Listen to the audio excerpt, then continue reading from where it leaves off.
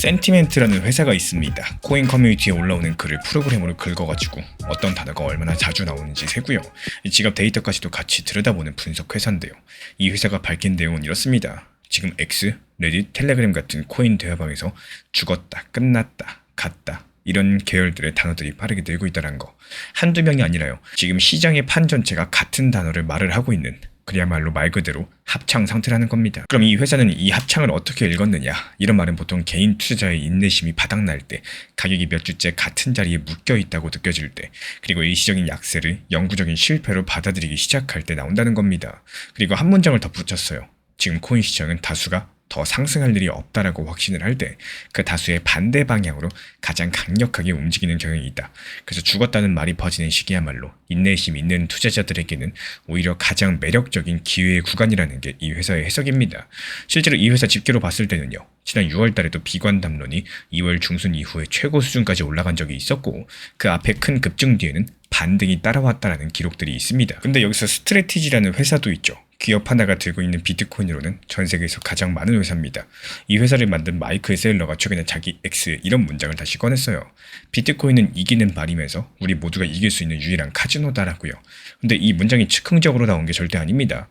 작년 2월 달에 이 사람이 비트코인의 21가지 규칙이라는 목록을 직접적으로 올린 적이 있는데 그 6번이 바로 이 카지노 문장입니다. 그리고 같은 목록의 20번에는 이렇게 적혀 있어요.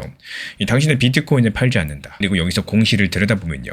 이 회사가 최근에 2주일 동안 비트코인을 약 3,327개 팔았습니다. 거의 우리나라 돈 3천억 원에 가까운 엄청난 물량인데 6번 규칙을 다시 꺼내든 그 손으로서 20번 규칙과 반대 방향의 결제를 한 셈이겠죠.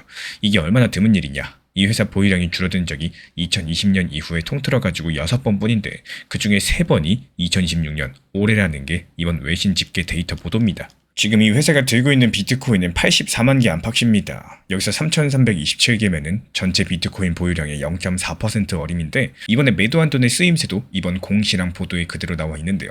우선주, 그러니까 정해진 배당을 보통 주식보다 먼저 챙겨받는 대신에 주가 상승에 대한 몫은 작은 주식인데요. 거기에 약속한 배당을 주고 또 그 우선주를 되살리는 재원으로 썼다는 겁니다. 이 회사가 올해 여름 미리 정해둔 현금 확보 계획의 틀 안에서 움직였다는 설명이고요. 그리고 이 매도는 시장에서 도망치는 그림이라기보다는 빚과 배당이 있는 살림의 비용을 코인 일부로 치르는 그림에 가깝겠습니다. 왜 그렇게 보고 있느냐? 매도한 사람 쪽의 최고 경영자가 바로 이번에 정반대 방향의 글을 올렸거든요. 이번 스트래티지의 최고 경영자 퐁레는요. 이번에 X에 이렇게 썼습니다. 지금 시장은 늦 여름이지만 조용하지만 이 가을이 되면 다시 활기를 되찾을 것이다. 그리고 그 근거로 재료를 하나하나 나열을 했는데요. 여기서 세어보면 정확히 7개입니다. 규제 쪽에서 3개, 세실함을 봐주는 규제 면제 제도의 도입, 의회에 걸려있는 코인 분류법인 클래리티법의 진전, 은행권의 비트코인 취급 확대, 그리고 시장 쪽에서 하나, 이렇게 디지털 신용과 디지털 머니 시장의 성장, 그리고 거시경제 안정, 지정학 상황 개선, 그리고 마지막 7번째가 미국의 중간 선거입니다. 덧붙인 마지막 문장은 이 시장은 아직까지도 초기 단계라는 거였고요. 그리고 여기서 강조드릴 게 이번 7번째 장, 이 중간 선거 같은 경우는 조금 더 열어볼 가치가 있겠죠. 이 미국의 중간 선거는요. 대통령 임기 한가운데 하원 435석 전부, 그리고 미국 상원의 3분의 1가량을 새로 뽑는 선거고 올해는 11월 3일 예정이 되어 있습니다. 지금 불과 3달 정도를 남겨두고 있는 상황인데 이게 왜 코인의 재료냐? 지금 미국 의회에 걸린 코인 법들의 운명이 결국에 의석 지도로서 정해지기 때문인데요. 그리고 여기에 돈의 기록이 하나 있습니다. 페어쉐이크라는 미국 코인업계의 선거자금 단체, 특정 후보편에서 제한 없이 돈을 모아서 쓸 수 있는 이른바 슈퍼팩인데요. 올해 초 기준으로 곳간이 우리 돈 2,700억 원대였습니다. 미국 언론 집계로는 업계 단위 선거자금으로 금융이나 의료 계열을 제치고 가장 큰 규모였었고 이미 경선 단계부터 집행이 시작됐다라는 보도도 있었어요. 그리고 이 곳간에 돈을 댄 회사들, 대형 거래소 실리콘밸리 벤처 자본들이 나란히 있는 상황인데요. 그 가장 앞줄에 리플이 있습니다. 비트코인 회사 대표가 꼽은 가을 재료 7장 중에 6장이 판 전체의 재료고요. 그 판의 규칙과 정치에 가장 큰 돈을 대온 이름 중에 하나가 바로 그 센티멘트가 이번 주에 XRP만 따로 짚은 글이 있죠. 이번 주 XRP를 둘러싼 비관 담론이 3개월 만에 가장 극단까지 갔다는 겁니다. 근데 같은 기간 XRP가 실제로 오고 가는 네트워크에서는 하루의 거래에 참여한 지갑 숫자, 활성 주소 숫자가 49,900개를 찍으면서 2달 남짓 만에 가장 많았습니다. 이 회사 표현을 옮기자면 공포는 시끄러운데 참여는 늘고 있다. 말은 죽었다는데 지갑들은 움직이고 있었다라는 거죠. 그리고 이런 상황에서 첫 번째 관문이 바로 이번 주에 몰려 있습니다. 수요일 밤에는 미국 원유 재고가 나오고요. 기름값은 물가의 몸통을 정합니다. 목요일 새벽에는 미국의 중앙은행의 금리 회의 의사록, 그러니까 회의에서 오고 간 논의를 몇 주 뒤에 공개하는 기록이 나오는데, 이번에 열리는 거는 7월달 회의, 이례적으로 반대표까지 나왔었던 그 회의의 기록입니다. 그 반대가 얼마나 진지했는지는 처음으로 문서로 확인되는 날인 거죠. 같은 날 밤에는 주간 실업수당 청구 건수, 금요일 밤에는 8월달 제조업, 서비스업 구매 관리자 지수가 속보가 나옵니다. 이 기업에서 물건을 사들이는 담당자들에게 경기 체감을 물어가지고 50을 기준으로 위면 확장, 아래면 위축으로 읽는 지표인데요. 그래서 제가 바라보고 있는 전망은요, 이번 늦여름의 이 조용함과 죽었다는 내용들은요, 이번 구간의 끝이 아니라 공포의 정점 부분에서 나는 시끄러운 소음들이고, 이번 주 의사록 그리고 지표를 시작으로 가을 재료들이 하나씩 소화가 되면서 이 암호화폐 시장판 전체의 온기가 리플 XRP가 선 골목까지 포함해서 천천히 돌아오는 흐름들이 기대되고 있어요. 그 근거는 총 3가지입니다. 먼저 단어 집계의 과거 기록들, 이 비관이 극단까지 갔던 구간 뒤에 반등이 따라온 전례가 있다는 거. 두 번째로 재료의 성격, 7장 가운데 규제랑 선거는 희망사항이 아니라 날짜가 박힌 절차라는 거.